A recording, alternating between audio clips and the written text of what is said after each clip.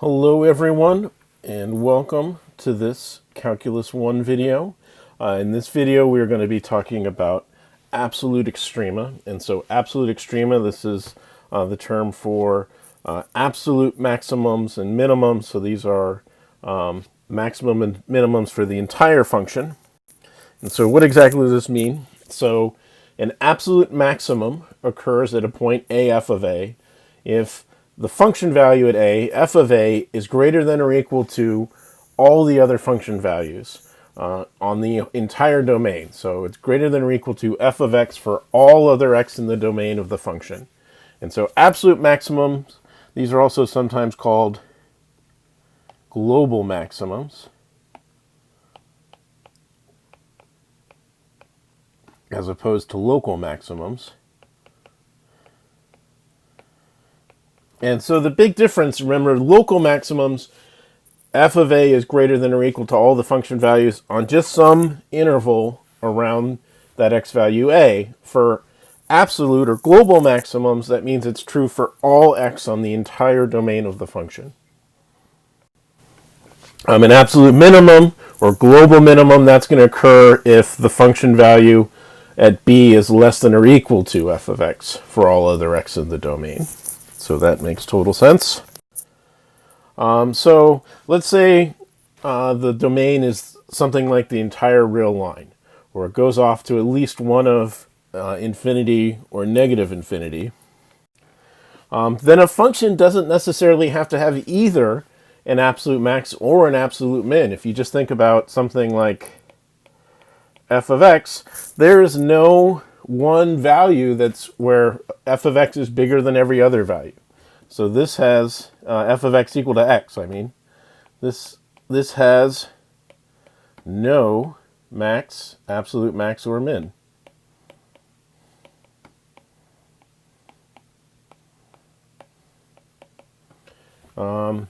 Something like f of x equals x squared. So this has an absolute minimum at 0 because the smallest anything squared can be is 0. And so this has an absolute minimum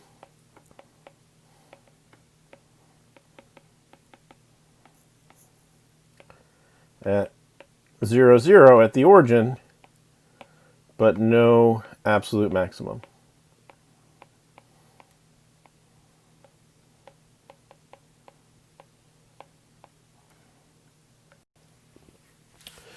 If a function does have an absolute max or min, then this is going to happen at a critical point. It's going to have to also, if it's an absolute max or min, then it's also going to have to be a local max or min in some way.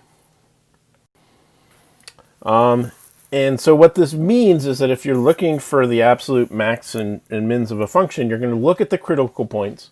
But then once you check the values at those critical points, you then also have to check them against what happens to the function as it goes off to plus or minus infinity. So for example, if all of the values at the critical points are less than the limit as the function goes off to infinity, and so that could mean that the limit going off to infinity is a large real number. It could mean that it's going off to infinity itself. Then the function's not going to have a global maximum. If all the values at the critical points are greater than the limit as it goes off to infinity, then it's going to have no global minimum. And so it's important to check these values against this. And you could even have something like, if you think about the function f of x equals x times sine of x, this is going to have infinitely many local maximums and minimums, but no no absolute maximum or minimum. So this has infinitely many local maxes and mins,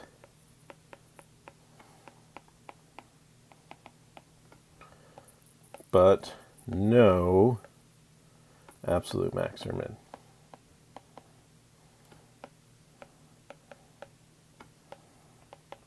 And that's because if you look at the function for this, just quickly sketch it out, it's going to start at 0 and it's going to oscillate greater and greater as it goes out. Actually, it's going to go positive first. Doesn't matter. But it's going to keep getting bigger and bigger on both sides as it goes away from the origin.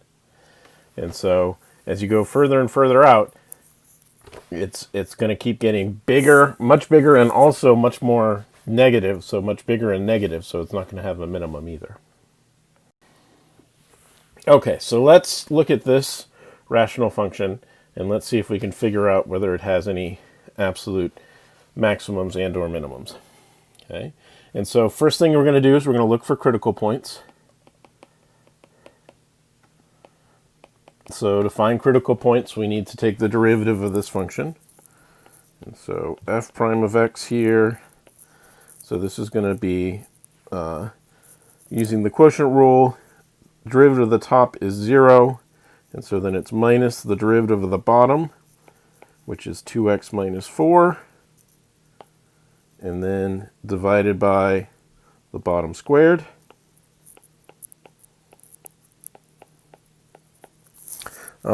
And so looking for critical points first, we're going to look for values where f prime is equal to 0.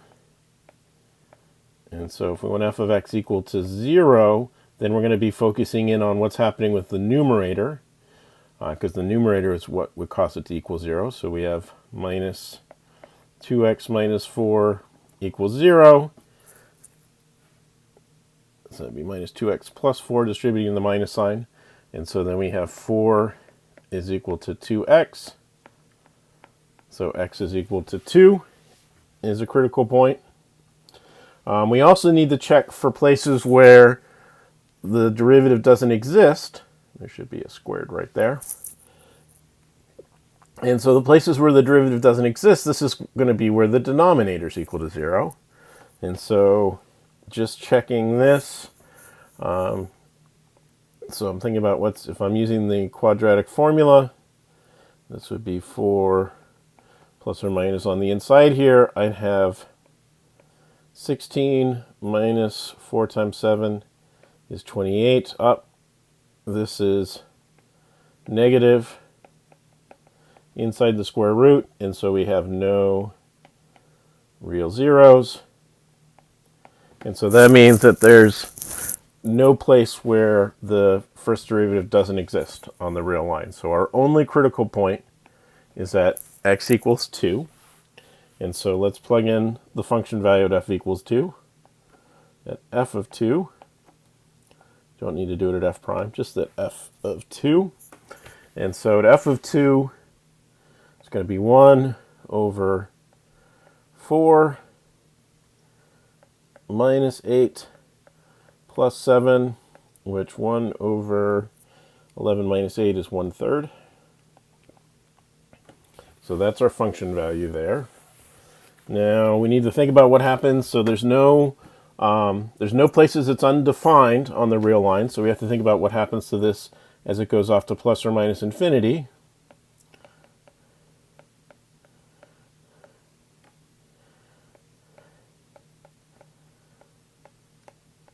And so in that case, we got to focus in on the dominant terms on the top and the bottom. And the top is just 1. The dominant term on the bottom is x squared. So 1 over x squared, that's going to go to 0. And this is the same thing we're going to get as we go off to minus infinity is also equal to 0. So at 2, we get the function value 1/3, and then it's going off to 0 on either side of that. And so what this means, it doesn't have any other extrema. So what this means is that at 2, it has to have some maximum at 1/3, and then there's no other relative maximums from here. And so the only way for it to go to 0 is to go down to 0. It can't go underneath and back up because that would cause a local minimum, and we don't have any local minimums. And so it means at this point, 2 1/3 has to be a absolute maximum. So this is an absolute max, and there is no absolute min.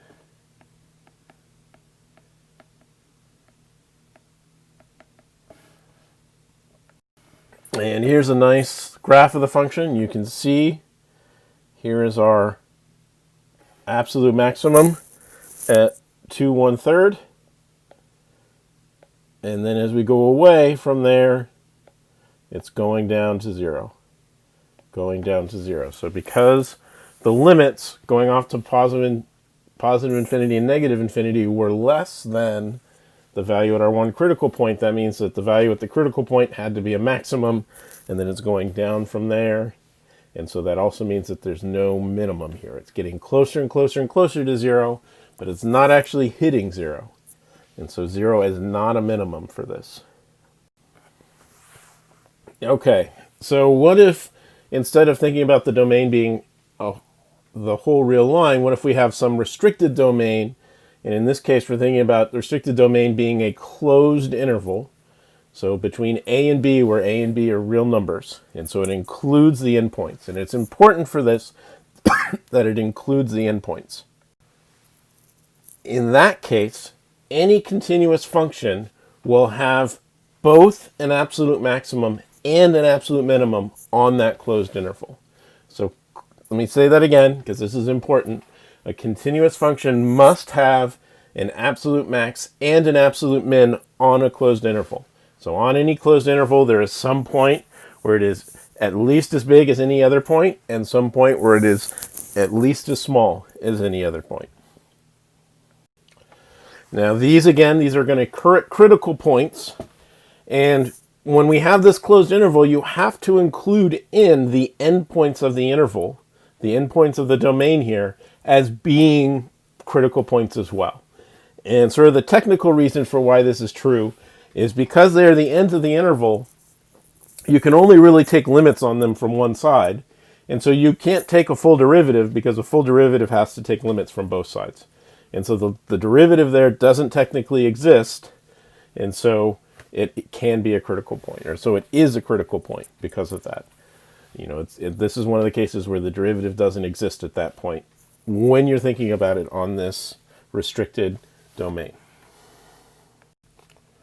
Okay, so let's find the absolute max and min of the function sine squared of x over 3 on the closed interval pi over 2 comma 2 pi. So same as before, we're looking at critical points. And so we need the derivative. So the derivative of this function is going to be 2 times the sine of x over 3 times the cosine of x over 3, and then times 1/3. Let's pull that 1/3 out in front from the chain rule of the x over 3 on the inside. Okay, and so there's our derivative, 2/3 sine of x over 3 times cosine x over 3. Okay, and then to find the critical points, sine and cosine are defined everywhere, so we're just thinking about where sine and cosine are equal to 0 on this domain. So we have 2/3 sine of x over 3 times cosine x over 3 equal to 0. So this means that either sine of x over 3 is equal to 0, or cosine of x over 3 is equal to 0. Well, sine of x over 3, so sine is equal to 0 whenever we're at a multiple of pi. And so then this would mean that x over 3 would have to be a multiple of pi. So x over 3 would have to be pi times k for some integer k. And so this means that x would have to be 3 times pi times some integer k. But our interval is from pi over 2 to 2 pi. And so if we're thinking about these values, this is like 0 plus or minus 3 pi plus or minus 6 pi, etc. Well, there's no 0 is to the left of this, 3 pi is to the right of this, everything else is farther away, so this is never going to happen. Cosine equaling 0, well, this happens at pi over 2, 3 pi over 2, 5 pi over 2, the minuses of all of these. So this happens precisely when x over 3 is going to equal to pi over 2 plus some multiple of pi. And so multiplying out the 3 on the other side, this would mean x is equal to 3 pi over 2 plus 3 pi k for some k. And then checking against our closed interval again, well, if k is equal to 0, 3 pi over 2 is in between pi over 2 and 2 pi. And so 3 pi over 2 works. But then if I set k to be 1, then this is going to be 3 pi over 2 plus 3. And so that's, what, 10 pi? No. 9 pi over 2? And that's much bigger. That's bigger than 2 pi. And so the next one would be, yeah, too big. And so the only one we need to worry about is 3 pi over 2. Okay. So that's the one place where the derivative is equal to 0. And then we also have to include in the endpoints pi over 2 and 2 pi. Always include in the endpoints. Okay, so now let's clear out some space, and so we can check these values. So our critical points are at 3 pi over 2. That's where the derivative is equal to 0. And then the endpoints pi over 2 and 2 pi. And so we're going to check the function value at each of these values, at each of these x values, and whichever one is the biggest has to be the absolute maximum on this interval, and whichever one is the smallest has to be the absolute minimum, because they have to occur at one of these 3 points. Okay, so f of 3 pi over 2 is equal to sine squared of 3 pi over 2 divided by 3 is going to be pi over 2. And sine of pi over 2 is 1, so this is 1 squared, which is equal to 1. It's probably going to be our max because sine doesn't ever get bigger than 1. Sine of pi over 2, f of pi over 2 is going to be sine squared of pi over 3, pi over 6, excuse me, right? Pi over 2 divided by 3 is pi over 6, and sine of pi over 6 is 1/2, and so this is 1/2 squared, which is 1/4. And then lastly, f of 2 pi is going to be sine squared of 2 pi over 3. And so sine of 2 pi over 3 is the same as sine of pi over 3, which is square root of 3 over 2. And so this is going to be square root of 3 over 2 squared, which is 3/4. And so looking at this, 1, that's my largest value, and so we have an absolute max.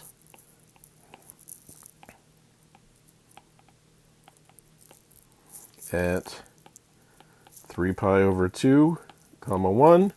And then my smallest value is 1/4. And so this is our absolute min. At pi over 2, 1/4. And there's our solution. Thank you for watching this video, and I will see you again soon.